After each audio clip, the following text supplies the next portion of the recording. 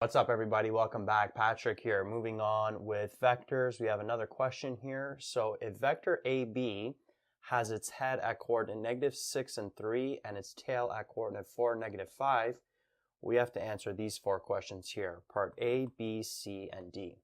So starting off with part A, we have to find the magnitude of this vector. So how do we do that?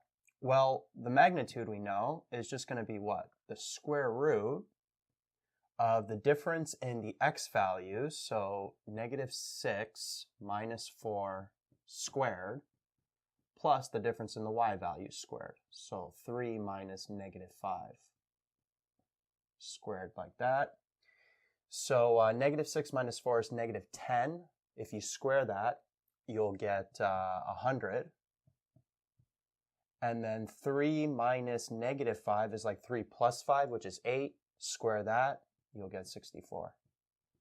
And so 100 plus 64 gives us the square root of 164. And if you want, you can actually simplify this radical as well. So root 164, we could split that up into root 4 times root 41, and then root 4 is just 2.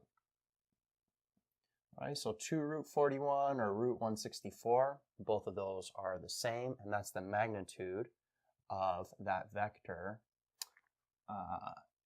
AB.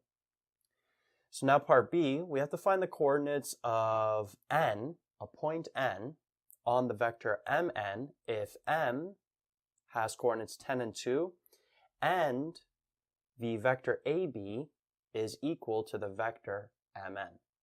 So best to show this on a Cartesian plane. So let's first draw this vector. So we know the tail is at 4 and -5, which is, let's say, like down here, right? So this is like point A, and this is 4, -5. And then its head is at -6 and 3. So -6 and 3 is like up here, let's say. So this is like point B, and this is -6 and 3. So this vector has its tail here, and then it's got its head right there at that coordinate. Right, so this is vector AB right here. And then we're told that we have another vector mn. We're told m is going to be at 10 and 2. Now 10 and 2 is going to be, let's say, like over here. So this is point M. This is 10 and 2. And basically, we have to find the coordinates n. So at m, that's going to be the tail of this vector. And this vector, mn, has to be equivalent to this one. So it's like we could take this vector and shift it over here. So let's say that this vector is going to end somewhere here. Right? So both of these vectors are equivalent, this one and this one. So they should be parallel, and they should be going, and they should have the same magnitude. So to get the coordinates of n, what we can do is we can figure out first what's the distance for the x values between this coordinate and this coordinate for this vector AB here. Well, to get from 4 to -6, what do we have to do? We have to subtract 10, right? So 4 minus 10 would give us -6. So to get the x value of n, we have to take the x value of m here and subtract 10 as well. So 10 minus 10 would give us an x value of 0. So we know actually, since it's an x value of 0, that point n is actually going to be on the y-axis, right? When that x value is 0. So 4 minus 10 is -6. That means 10 minus 10, 0. And then what about the y values? Well, from -5 to 3, what do we have to do? We have to add 8, right? -5 plus 8 gives us 3. So that means we have to add 8 to this 2 here. So 2 plus 8 would give us 10. And so those are the coordinates for point n, and that's the answer to part B. Right? So both of these vectors are the same. They are equivalent because they are going in the same direction and they have the same magnitude. If you were to take find the magnitude of this vector here, you would get root 164 as well. And it's going in the same direction because the difference between the x values and the y values is the same as this vector AB over here. What about part C? Find the coordinates of m on the vector mn if n has coordinates -3 and 0. And again, vector AB is equal to vector mn. So in this case, we're given the coordinates of n, which is -3 and 0. So -3 and 0, let's say that that is going to be where? Let's say it's over here. So this is coordinate n. And this here, since it's vector mn, we know that this is going to be the head of the vector. So it's going to look something like this. So we got to find what's the coordinates of the tail of the vector in this case. And remember, this vector mn is equivalent to AB. So same thing. The difference between the x values, between the head and the tail of this vector, has to be the same as the difference in the x values of vector AB.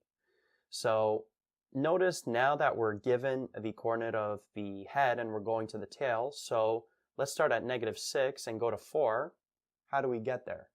Well, we would add 10. So to get from 4 to -6, if you remember, we were subtracting 10. Well, to go the other way now, we would add 10, right? So -6 plus 10 gives us 4. So that means -3 plus 10 has to give us the x value of this coordinate. -3 plus 10 gives us 7. And then what about the y values? To go from 3 to -5, we have to subtract 8. 3 minus 8 gives us -5, meaning that 0 minus 8 would give us the y value here, which is -8. And that's the answer for part C. That's the coordinates of m. So notice in part B, we were finding the coordinates of the head. In this case, we're finding the coordinates of the tail. But both of these vectors have to be equivalent to AB, so the difference between those x and y values has to be the same. And now moving on to part D, we have to repeat part B. However, in this case, vector mn is equal to -AB. So that means that AB is going in this direction. Well, now what's going to happen is mn is going to equal -AB. So it's going to be like vector BA, right? If you remember, if we have a vector -AB, that's the same as just switching up that head and tail and making it positive. So negative vector AB is equal to vector BA. So that means that we could redraw this vector, but instead of the head being at B, the head's going to be at A now, like that. Right? So it's going in the opposite direction. Magnitude is still the same, but it's going this way now instead of this way. So we have to repeat part B. We're given m, which is 10 and 2, but notice that now mn has to equal -AB, which has to equal BA. So erasing this here, it means that this vector is now going to go in this direction. Right? This one's a little shorter because I'm running out of room here, but basically this vector and this vector, they have to have the same magnitude and go in the same direction. So now the answer for that coordinate n is going to be different than before. Right? Because it's going in the opposite direction. But m still represents the tail of the vector. And we have to find the coordinates of the head, the n there. So the way we do that, same thing. Notice we're given the tail coordinates. So to go from the tail to the head of vector BA, what do? Well, for the x values, to go from -6 to 4, we got to add 10. So -6 plus 10 gives us 4. That means we have to add 10 to this x value. So 10 plus 10 gives us 20. And then to go from 3 to -5, we have to subtract 8. So we got to subtract 8 from here, so 2 minus 8 gives us negative 6.